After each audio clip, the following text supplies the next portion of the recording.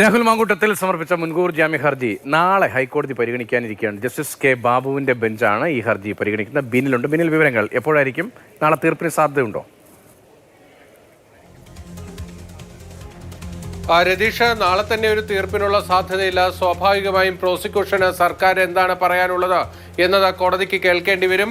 നാളെ 32ാമത്തെ ഇനമായിട്ടാണ് രാഹുൽ മാങ്കൂട്ടത്തിൽ MLA ഹർജി ഹൈക്കോടതിയുടെ പരിഗണനയ്ക്ക് വരുന്നത്. അതുകൊണ്ട് തന്നെ ഉച്ചയ്ക്ക് മുൻപ് തന്നെ ഈ ഹർജിയിൽ ഒരു പ്രാഥമിക വാദത്തിനുള്ള സാധ്യതയുണ്ട്. അവിടെ ഒരു ഇടക്കാല ഉത്തരവുണ്ടാകുമോ ഇല്ലയോ എന്നത് തന്നെയാണ് ഏറ്റവും പ്രധാനപ്പെട്ട കാര്യം.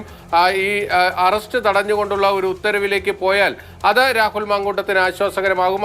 പക്ഷേ ആ ആവശ്യം ഈ ഹർജിയിൽ അഭിഭാഷകർ ഈ ഘട്ടത്തിൽ മുന്നോട്ട് വയ്ക്കുമോ എന്നതാണ് ഏറ്റവും പ്രധാനപ്പെട്ട കാര്യം. എന്തായാലും ഒരു തന്ത്രപരമായ നീക്കമായിരിക്കും ഹർജിക്കാരുടെ അഭിഭാഷകരുടെ ഭാഗത്ത് നിന്ന് ഇക്കാര്യത്തിൽ ഉണ്ടാകുക. കോടതിയുടെ മൂഡ് നോക്കി തന്നെയായിരിക്കും ആ രീതിയിലേക്ക് അവർ പോവുകയും ചെയ്യുക. എന്തായാലും ഏറ്റവും പ്രധാനപ്പെട്ട കാര്യം രാഹുൽ മാങ്കൂട്ടത്തിന്റെ മുൻകൂർ ജാമ്യ ഹർജി നാളെ കോടതിയുടെ പരിഗണനയിലേക്ക് വരുന്നു എന്നത്. കൊച്ചിയിൽ നിന്ന്